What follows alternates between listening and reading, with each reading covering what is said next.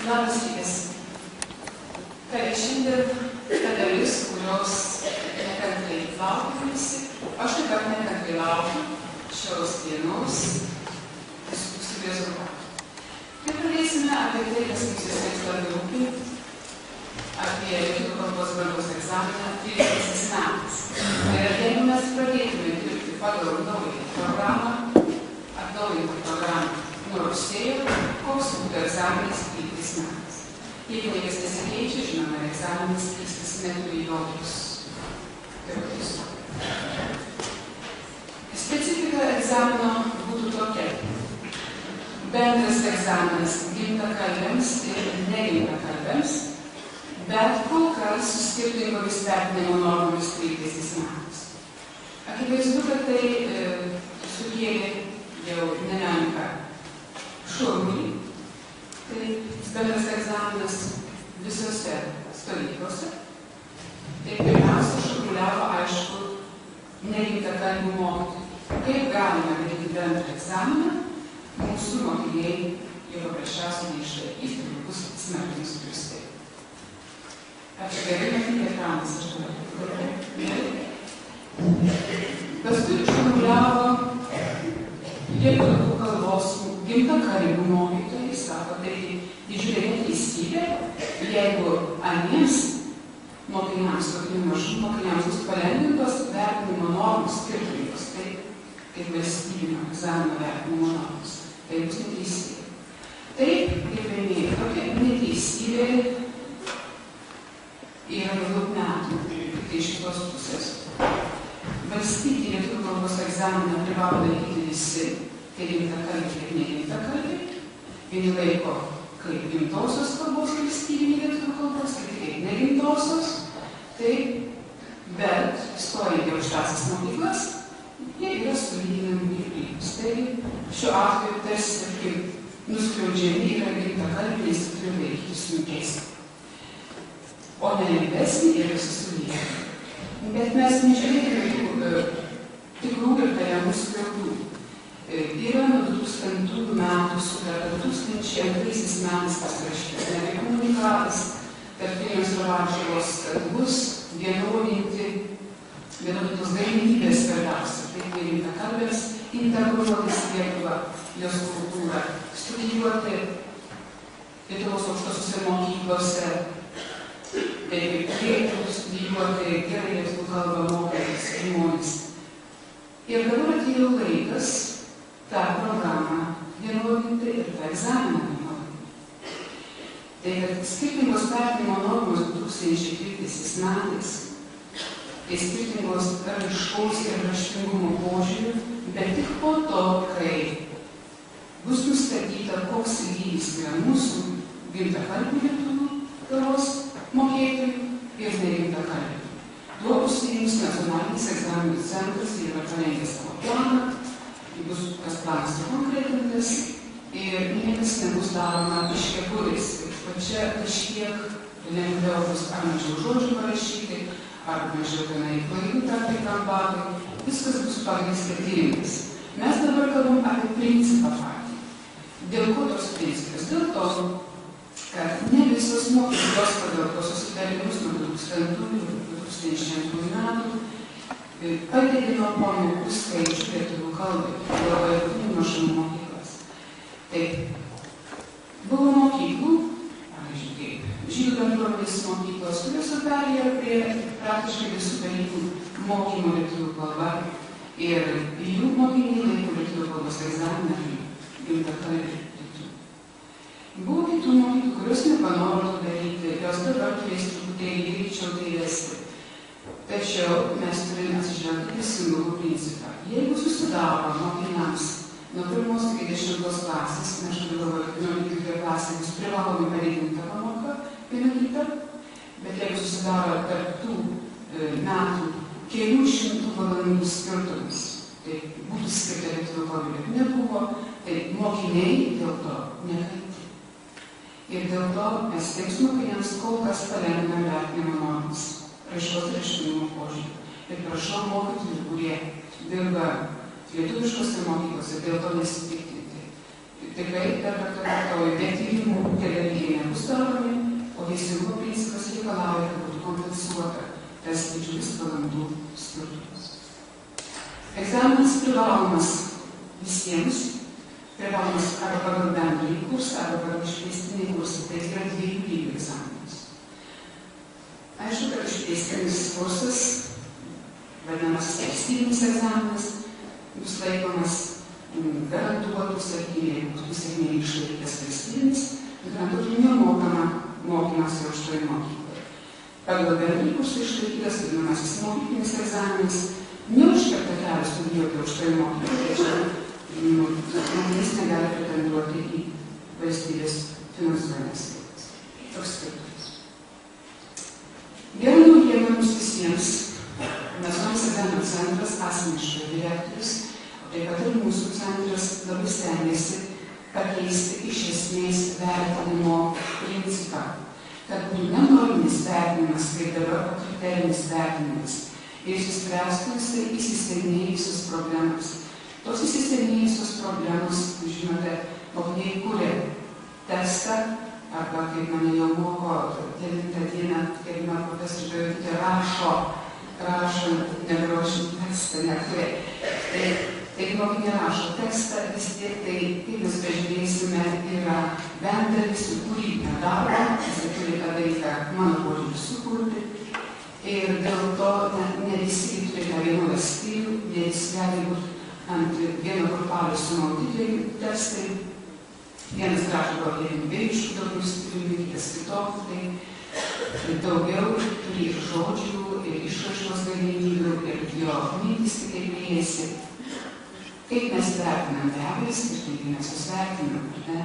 Ir tada, jeigu pagal norminį vertinimą, tai įsivaizduoja į tą vieną eilę, pagal tą 100 balų, tai 100 taškų ir pasidaro taip ir lyginamas mokinys vienas su kitu. Kai tuo tarpu, lyginti vienas su kitu, kai atlieka tokį darbą, tikrai nelabai išeina. Dabar būtų kriterinis vertinimas, tai reiškia, mokinys pasiekė tam tikrą lygį. Ar būtų 5 ar 7 lygiai. Ir mokinys pasiekė tam tikrą lygį rašydamas tą rašinį pagal visus kriterijus. Tai būtų jau atskira metodika, mes jau bandom apgalvoti, kad pagal kiekvieną kriterijų būtų tam tikras lygis, paskui kaip išvesti bendrai tenai, matematikai čia daug padėti, bet kriterinis vertinimas tikrai išspręstų daugelį problemų, ypatingai tą mūsų pagrindinę problemą, kai sakome, kad toks darbas negali būti objektyviai pamatuotas. Dabar, kas vertinama? Be abejo, išduotas tarpinės veiklos rūšys 4, ar ne? Pirmosios 2 klausimas ir skaitymas, tai yra tokios priimamosios, ar ne? Per supratimą viskas turėtų pereiti ir ateiti į produkavimą kalbos, arba bent gražiau pasakykime, į kalbėjimą rašymą. Ir kalbėjimas rašymas tai būtų tie dalykai, kurie turėtų būti vertinami. Bet mes žinome, kad yra teksto suvokimo dalis, kur vertinimas pats skaitymas ir supratimas. Dabar, kaip mes sužinosime, ką mes vertinsime, manau, kad turėtume atlikti tokius veiksmus. Čia buvo tokį planas pasirašus, kai pradėjau dirbti rugsėjo 1 dieną ir aš manau, kad pirmiausia, tai reikia pasižiūrėti, kokia yra geriausių rezultatų pasiekiančių šalių patirtis, susipažinti su ją.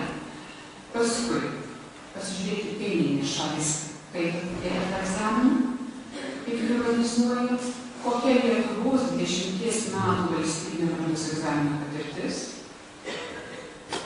Tada kokia dabartinės padėties analizė, jau negalima būtų padaryti. Taip, sukurti naują brandos egzamino konstruktą, tai tada jį išbandyti, analizuoti, kas gerai, kas negerai, koreguoti, dar kartą galbūt pabandyti. Na ir šitai pasižiūrėti, taip pat, kur mes turėjom, ką mes turim. Tai dabar pažiūrėkim, ką man pavyko padaryti. Vien tik tai galima sakyti savo asmeninį ryšių dėka, įdėta neįsakyti, ne? Bet dabar nesugalvoti, kaip pataisyti. Pavyko šiek tiek sužinoti, kaip atrodo tose šalyse egzaminas. kurios, sakykime, yra daugiau pažengusios negu mes. Kaiminių šalių patirtis, netolimiausių, bet kur daugiausiai turime mes duomenų, nesužavėjo. Aš jau rašiau apie tai yra testas su pasirenkamaisiais atsakymais dažniausiai. Lietuvos patirties 20 metų nėra daug. Analizės tokios man nepateikė Jungtinių tautų centras. Dabartinis patirties analizė, pabandysiu šiokią tokį padaryti, ir naują konstruktą bandysiu šiandien pristatyti, taip pat prašysiu ir jūsų pagalbos. Dabar, ką sužinojom, pavyzdžiui, tarptautinė bakalaureato mokykla, kuri čia pat yra ir Vilniuje, duoda samprotavimą iš literatūros. Mokinys privalo remtis dviem kūriniais. Vienas iš privalomų literatūros sąrašo, kitas yra laisvai pasirinkamas. Tokia, pavyzdžiui, patirtis man atrodo viena iš tų, kurią galime pasirinkti. Kokios temos tų samprotavimų? Pavyzdžiui, įrodyti arba paneigti teiginį, kad svarbiausia formulės yra pabaiga. Tai aišku, čia reikėtų pabaigai kažkokiu pasiieškoti ir įrodyti. Kūrinį įdomumą lemia vyrų ir moterų santykiai, įrodyti arba paneigti. Kaip romantikai vaizdavo gyvenimo idealą, arba šaltinis ir pasikeis literatūros požiūris į kokią nors problemą ar panašiai. Tokius samprotavimai remiasi literatūra arba iš literatūros. Vokietijos Gesino žemės patirtis. O ką jūs surašytumėte? Tai ką galbūt, pavyzdžiui, šitą visą dažnį negalima visą. Galima padaryti, iš tiesų padaryti, kaip tas centras Milaidus, Skaidras. Gerai. Tuomet Vokietijos Gesino žemės patirtis. Kiekvienas abiturientas privalo laikyti vokiečių kalbos egzaminą. Yra pagrindinis bazinis lygmuo ir sustiprintas lygmuo. Literatūros sąrašą kiekvienas abiturientas gauna, bet jisai gauna metų pradžioje, kaip man pasakė. Sąrašą, bet sąrašas kasmet būtų atnaujinamas. Yra pagrindinis, kuris visą laiką lieka tas pats, bet yra vienas kitas kūrinys, kuris keičiasi. Žodžiu, kiekvienais metais šiek tiek Vokietijos Gesino žemė, čia negalima kalbėti Vokietijos patirtį, kiekvienos žemės patirtį. Kiekvienas žemė turi savo įstatymus ir savo egzaminą. Bet tame sąraše, iš kurio vokiečiai rašo savo gimtosios kalbos darbą, yra tik vokiečių rašytiniai kūriniai. Ir sustiprintų lygmens sąrašas tiesiog platesnis ir tiek, kiek daugiau perskaityti kūrinių, nieko kito nesiskiria šitie lygmens. Rašoma tema pagal perskaitytą kūrinį iš atskiro kūrinio. Tai yra tas literatūrinis rašinys, kurį net ir mes rašėme kaip ir mokykloje. Nieko kito vokiečiai pasirodo Gesino žemė nesugalvojo, tik tą tradicinį ir nusikorusiai kilnį literatūrinį rašinį. Temos yra pateikiamos centralizuotai, egzaminų trukmė ir temos skiriasi pagal lygmenį, o žodžiu egzaminų kūrinys temos iš kūrinių. Žodžiu, jis gali arba rašyti rašinį, arba kalbėti tą temą iš kūrinio. O kai žodžiu laikomas egzaminas, temas parenka vietinis mokytojas, kaip tai švietimo skyriaus dalykinė komisija patvirtina, kad tos temos yra geros. Ir mokinys laiko egzaminą savo mokykloje, ateina mokytojai iš kitų mokyklų, sudaro komisiją, bet čia šitas egzaminas sako laikomas labai nedaugelio mokinių žodžių. Jie daugiausiai renkasi egzaminą raštu. Atsiprašau, neišverčiu, bet čia yra Lenkijos patirtis, net ir laiko žodžių ir raštu. Tai štai čia yra Lenkų kalba pati pirmoji. Pagrindinis lygmuo, 25 minutės žodžių,